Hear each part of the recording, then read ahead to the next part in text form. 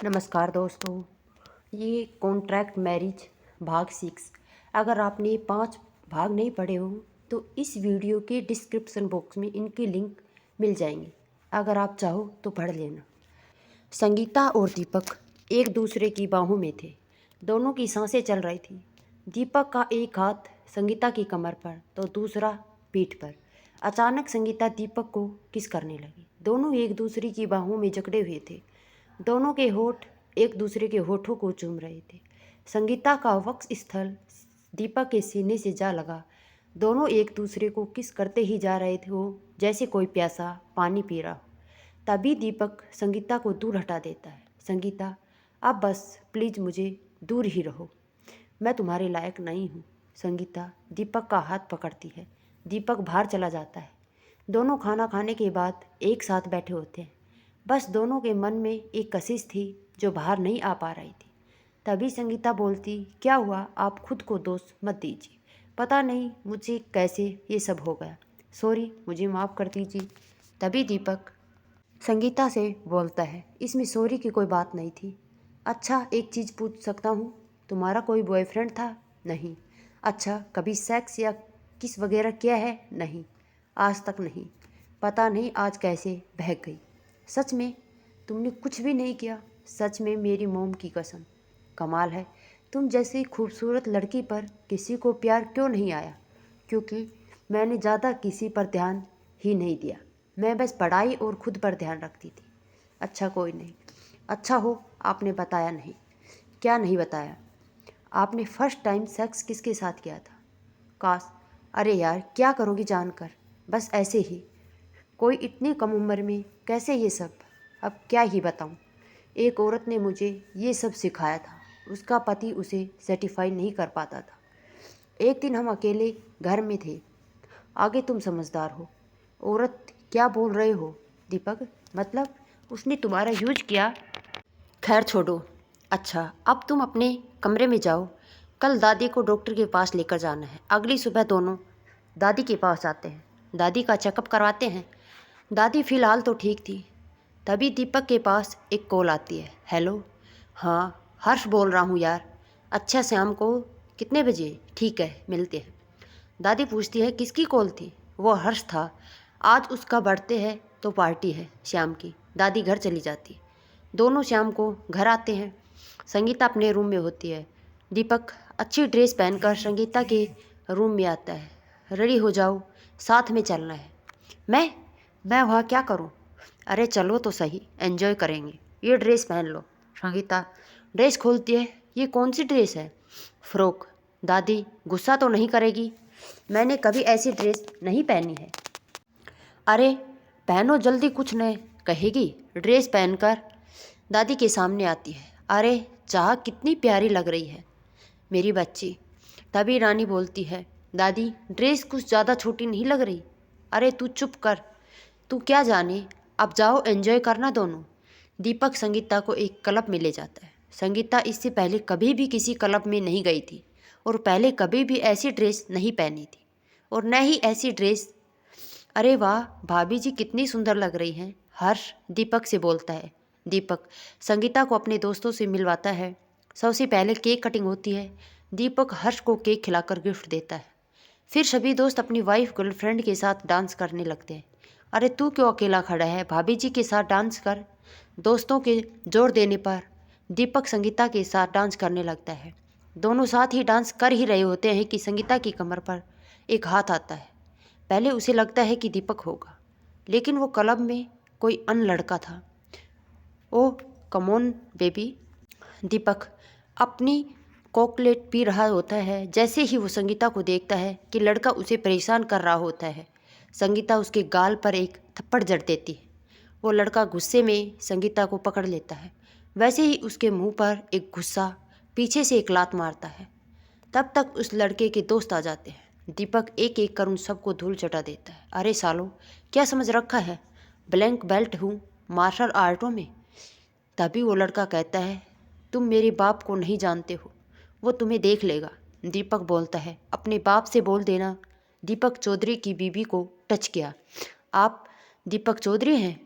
माफ़ कर दीजिए सर। सारे लड़के चले जाते हैं। संगीता दीपक भी घर आ जाते हैं। आपका इतना खौफ है? हाँ, बोल सकती हो। ये सब मेरे क्लाइंट्स लड़के थे। सारी मेरी वजह से तुम्हें। सॉरी, मेरी वजह से तुम्हें। कोई बात नहीं। अच्छा हाँ, दादी घर पर पूजा रख रही होती है तो तुम मार्केट चली जाना। जो भी बोले सामान ले आना। संगीता अगले दिन मार्केट जाती है। वहाँ वो पूजा का सामान ले ही रही होती है कि पीछे से एक आवाज़ आती है, संगीता। संगीता भाभी। दोनों दीपक की सौतेली माँ और बहन होते हैं। संगीता, संगीता, भाभी, भाभी। पीछे से दो आवाज़ें आ रही थी। संगीता ने पीछे मुड़कर देखा तो दीपक की सौतेली माँ और उसकी बहन थी।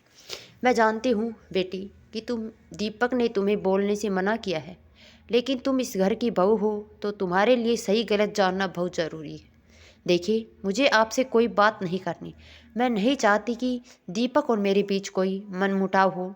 हाँ, जानती हूँ बेटी, पर तुम्हें ये पता कि आज जिस पूजा के लिए तुम सामान ले रही हो वो किसकी है? आज दीपक के पेरेंट्स की शांति पाठ की पूजा है।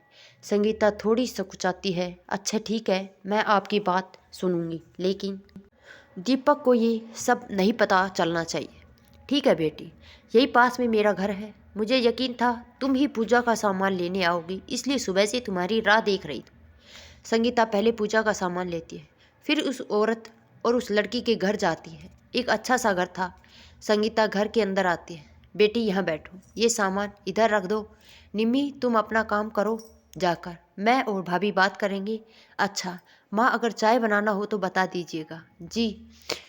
अब बताइए क्या कहना है आपको? बेटी, दीपक को लगता है कि उसके पेरेंट्स की डेथ मेरी वजह से हुई है। बात उन दिनों की है जब दीपक के पिता और मैं पहली बार मिले। मैं पेशे से डॉक्टर हूँ। दीपक के पिताजी एक प्रतिष्ठित बिजनेसमैन थे। जब वो मेरे पास आए थे तो काम की वजह से उनको तनाव था। मैंने नेचुरल थेरेपी और कुछ दवाई दी। उनको फ़ायदा होने लगा। धीरे धीरे वो मेरे सबसे अच्छे दोस्त बन गए। वो शादीशुदा हैं, ये मैं जानती थी, फिर भी उनमें एक आकर्षण था। हम दोनों अकेले घंटों बातें करते। दीपक की माँ एक अच्छी महिला थी, लेकिन ज़्यादा पढ़ी लिखी नहीं थी। शायद इसलिए उनके विचार दीपक के पिताजी से मिलते नहीं थे। एक आदर्श पत्नी के रूप में जो एक औरत में चाहिए होता है, वो सब उनमें था।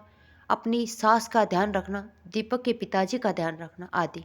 लेकिन दीपक के पिताजी उनमें कुछ ढूंढ रहे थे, शायद कुछ विचार, समझ या फ़र्क।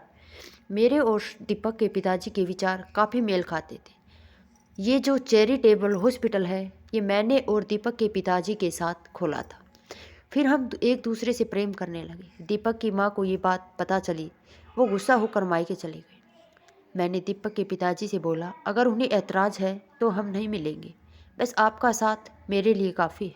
पर हमारी प्रेम की कहानी शायद दूर तक फैल चुकी थी। दीपक के पिताजी ने सबको बड़ी मुश्किल से मनाया। एक वजह यह भी थी, दीपक के जन्म के बाद उसकी माँ फिर कभी माँ न बन सकी।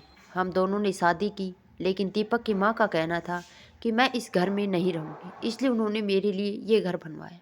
दीपक की दादी भी मुझे लेकर ज़्यादा खुश थी। हमारी कई घंटों बात होती थी। वो अक्सर कई दिन यहाँ रहकर जाती थी, लेकिन दीपक की माँ को ये सब पसंद नहीं था। वो मुझे इस इल्ज़ाम लगाती थी कि उनका परिवार मैं छीन रही हूँ। खैर, धीरे धीरे 1 साल हो गया। एक दिन मैं ही दीपक की माँ के पास गई। दीदी, मुझे पता है एक औरत को अपना सुहाग बांटने से बड़ी कोई सज़ा नहीं हो सकती। मैं जानती हूँ कि मैंने आपके साथ बहुत गलत किया, लेकिन सच तो ये है मुझे उनके जैसे कोई मिले ही नहीं। क्यों हम दोनों उनकी खुशी के लिए कोई मनमुटाव न रखें? उनको तनाव लेना हमारे परिवार के लिए अच्छा नहीं है। अगर आपको फिर भी लगता है कि वो मेरे साथ नहीं रहे तो मैं वैसा भी कर सकती हूँ। बस ये घर सुखी और समृद्ध रहे। हम दोनों अब एक दूसरे से बात करने लगे थे। 8 साल का दीपक मेरे साथ खूब खेलता था। मैंने उसको खूब पढ़ाया। कभी कभी मेरे साथ ही सो जाया करता था। हमारे घर में अब कोई भी परेशानी नहीं थी। हम सब एक साथ रहते थे। दीपक के पिताजी का बिजनेस, हमारा हॉस्पिटल, सब कुछ ठीक था। हम सब साथ में घूमते, मज़े करते, हंसते खेलते। फिर एक तूफान हमारे परिवार को मिटाने की कोशिश कर रहा था। क्या था वो तूफान? आखिर कौन था? वो जिसने दीपक के घर में सबको अलग किया।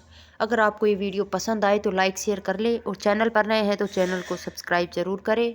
कमेंट बॉक्स में अपनी राय ज़रूर लिखें। और ये कहानी मैंने किसी के रिक्वेस्ट करने पर भेजी है।